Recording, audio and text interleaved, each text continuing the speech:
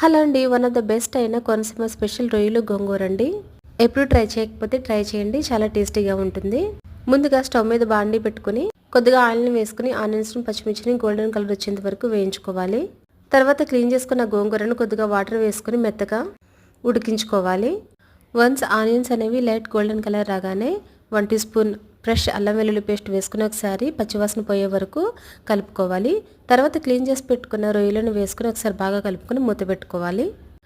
రొయ్యలో ఉన్న వాటర్ అంతా అబ్జర్వ్ అయిపోయి ఆయిల్ అనేది పైకి చేరిన తర్వాత కొద్దిగా పసుపు, తగినంత సాల్ట్, 2 స్పూన్స్ కారం వేసుకుని ఒకసారి బాగా కలుపుకొని 1/2 గ్లాస్ వాటర్ వేసుకుని మూత పెట్టి ఉడికించుకోవాలి. కర్రీ మొత్తం బాగా ఉడికిన తర్వాత ఆయిల్ అనేది పైకి చేరుతుంది. ఇప్పుడు ఉడికించి పెట్టుకున్న గోంగూర మిశ్రమాన్ని వేసుకుని ఒకసారి బాగా కలుపుకోవాలి.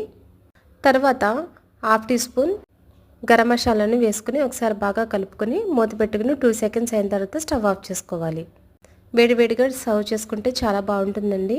ఎప్పుడు ట్రై చేయలేని వారు ఈ ప్రాసెస్లో ట్రై చేసి ఒకసారి చూడండి, మీకు చాలా బాగా నచ్చుతుంది కర్రీ అనేది. Thanks for watching. Please subscribe my channel for more videos.